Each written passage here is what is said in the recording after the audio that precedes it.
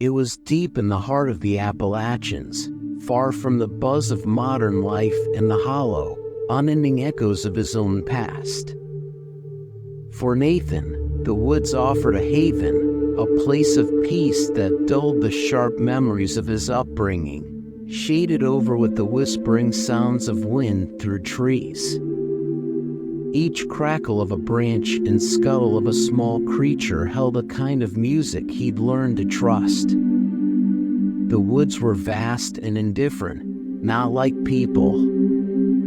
Here, he could find his center, something he craved with every fiber of his being. Nathan had spent countless nights out here, his tent pitched beside the fire's glow, the stars glittering down through a lacework of branches. He had been coming here since he was young, always drawn by the isolation and the release it brought him. He would hike deep, far beyond marked trails, in pursuit of places few dared venture. It made him feel in control. Out here, Nathan was king. This trip had started like any other, uncomplicated, uneventful. The woods were quiet, the fire crackling with comforting familiarity. As dusk thickened into night, he turned off his small radio, leaving only the faint crackle of his campfire against the ambient hum of the night. He felt calm, nearly drifting to sleep as he listened to the soft sighs of the forest. But that's when he noticed it, a faint glow through the trees, like another campfire burning nearby. The light was dim, but unmistakable, piercing the dark about 50 yards away. Nathan frowned, confused by how he could have missed the approach of other campers. Surely he would have heard them setting up, laughing, making noise. But he hadn't. There had been nothing but silence until now. Curious, he decided to investigate, treading lightly across the brush as he approached the other campsite. As he drew closer, he could make out the faint outline of a tent against the campfire's light. He couldn't see anyone outside, just two shadows moving within the tent.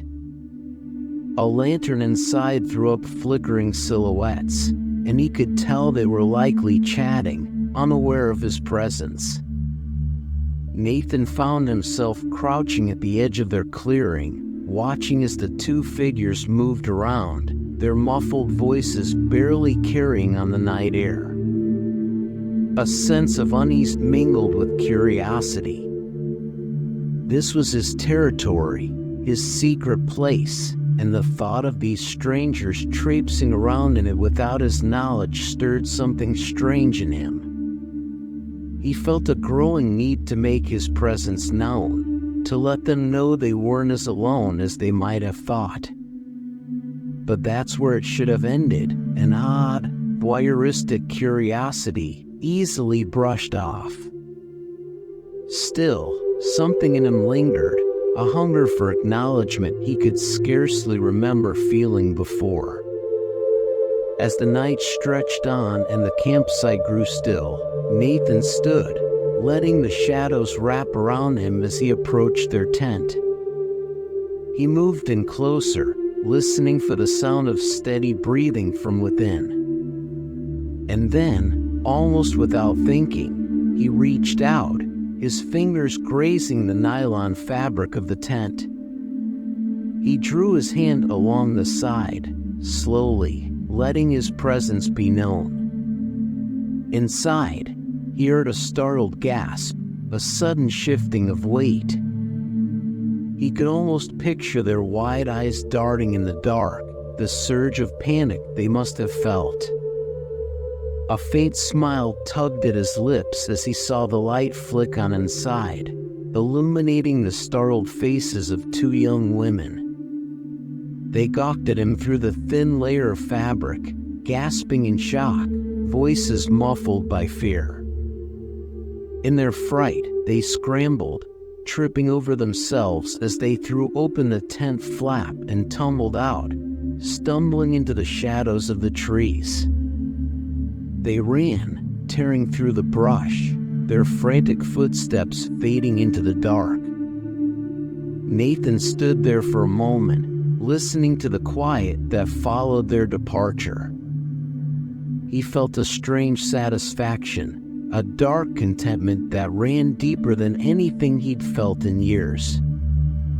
He had seen them, known their fear, and it was as though he'd reclaimed a piece of himself that had always felt out of reach.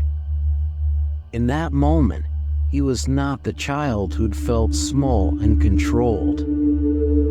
Here, he was something more, something no one else could touch. The next morning, the forest was hushed, as if it held a secret. Nathan rose with the dawn, the remnants of last night's fire a smoldering pile of ashes. He stretched, took in the damp, earthy smell of the woods, and felt a strange contentment settle over him. There was no sign of the two hikers, no sounds of shuffling gear or voices breaking the quiet, and he didn't expect to see them again. Their campfire had long since gone cold. The forest had a way of swallowing things whole, leaving only echoes of what had been. Still, he couldn't shake the satisfaction he'd felt in watching their fear unfold, as though he'd tapped into some buried part of himself, raw and powerful. That day, Nathan hiked farther than usual, following a winding trail that split off from his normal route and led him deeper into unfamiliar parts of the woods. The path grew narrower, choked with roots and underbrush, eventually disappearing into a tangle of thorny bushes. He forged ahead, pushing through until he stumbled upon a secluded clearing. The air was heavier here, the sunlight filtered through dense clusters of branches, casting fractured shadows across the forest floor. It was almost too quiet, the kind of silence that felt like a held breath, as though the forest itself was waiting. Nathan scanned his surroundings, noticing an unnatural stillness to the clearing. No birds called, no leaves rustled. It was as though he'd found a place where the forest's pulse stilled, a place untouched and hidden. He set down his pack, marking the spot in his mind. There was something about it that called to him, a sense of isolation so complete it felt sacred. He could make this his own, he thought, a place where no one would dare intrude. The solitude here was thick, an unspoken promise of privacy. As night fell, Nathan made his way back to his own campsite, the thought of the clearing lingering in his mind. The memory of the hikers, of the thrill he'd felt in their terror, blended with his newfound territory. Here in the woods, he was not Nathan from the past. Here, he was something stronger, something unbound by the constraints of his old life. Another night settled over the forest, and Nathan sat by his fire, letting the shadows dance around him. But this time, there was a restlessness in him, in which he couldn't quite scratch. The power he'd felt last night was addicting, a taste of control that lingered, and he couldn't shake it. Every small sound that rustled in the distance caught his attention, a flicker of hope that someone else might wander too close, might stumble into his solitude. Yet the night stretched on, quiet and empty. He found himself scanning the dark, almost willing the presence of another. The third night, something shifted. The air grew colder, a crispness that pricked his skin, and he felt a strange sensation prickling at the back of his neck. He was alone, of course, yet it was as if he could feel eyes on him, as if the forest itself had turned its attention toward him. Nathan scanned the shadows, squinting into the thick tangle of trees. There was nothing, no movement, no sound, only an unsettling feeling that had settled over the camp. He tried to shrug it off, but the feeling clung to him, gnawing at the edges of his mind. When he lay down that night, sleep was elusive. Every whisper of wind through the leaves, every crack of a branch, jolted him awake.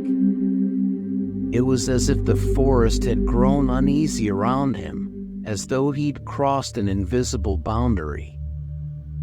His heart beat faster, his mind replaying the events of 2 nights before. He could still see the faces of the 2 hikers, the flash of fear in their eyes, the way they had fled into the dark. He wondered where they had gone, if they had made it back to civilization, if they had told anyone what they'd seen. As dawn crept into the sky, Nathan finally drifted off into a fitful sleep, only to be jarred awake by the sound of distant laughter. He sat up, disoriented, straining to hear it again. The laughter faded, swallowed by the forest, but it left him with a prickling unease.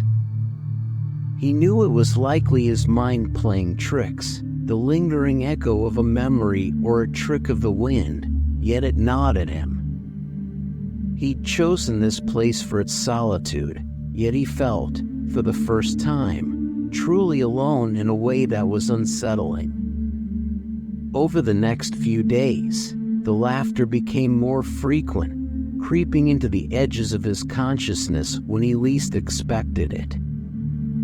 He would be walking along a narrow trail, listening to the birds, when he'd hear it, a faint, mirthless chuckle drifting from somewhere behind him. Every time he turned, there was nothing, only the empty, indifferent forest staring back. The laughter was quiet, just on the edge of perception, and it had a quality that set his teeth on edge, as though it were directed at him, mocking him. On the 5th night, he woke to find the laughter had grown louder, a haunting melody that twisted through the trees and settled around him. It seemed to come from all sides, an impossible chorus that filled the darkness. His heart raced, adrenaline coursing through him as he grabbed his flashlight, sweeping it in frantic arcs around the campsite. Shadows danced and leapt, and for a split second, he thought he saw a shape moving just beyond the reach of the light, a figure, slight and indistinct, vanishing into the underbrush. He shouted into the night, his voice swallowed by the trees, his own words sounding small and hollow. But the laughter only grew, a relentless sound that seemed to seep from the very earth. It surrounded him, pressing in closer until it felt as though it was in his mind, his own thoughts tangled in its rhythm. The ground beneath him felt unsteady, as though something ancient and unseen was shifting below the surface, drawn up by his presence. He stumbled, dropping his flashlight, the light rolling in an arc that caught glimpses of twisted branches, gnarled roots that seemed to stretch and reach for him. In that moment, he understood something he had never felt before, a creeping, insidious terror that gnawed at his control, his confidence. The forest, which had always felt like his ally, his escape, now felt like an entity watching him, weighing his intentions. He tried to steady himself, to regain his composure, but the laughter continued, a chilling reminder of the 2 hikers' fear and the darkness he had stirred in himself. he felt a new awareness creeping over him, an understanding that he had crossed a boundary, not of physical space, but of something deeper, something he couldn't quite grasp. The forest was no longer his sanctuary. He was the intruder now. When dawn finally broke, he left his camp, abandoning the remnants of his fire and the familiar paths he had known. He moved quickly, his steps unsteady, feeling as though the trees themselves were watching him go. And as he emerged from the dense woods into the clearing that bordered the trails he knew, he felt it, a release, as though he had been held, suspended, by some unseen force that was finally letting him go. The laughter had ceased, leaving only silence in its wake, an emptiness that echoed in the hollow places within him. Nathan never returned to that part of the woods again. Though he continued to hike, he found himself sticking to well-trodden paths, places where others roamed and the laughter could not find him. The forest remained vast and indifferent, yet he knew now that it held secrets he would never fully understand, a darkness that mirrored his own. And though he never heard the laughter again, he felt its presence in every shadow, a reminder of what lay hidden within the heart of the wilderness and within himself.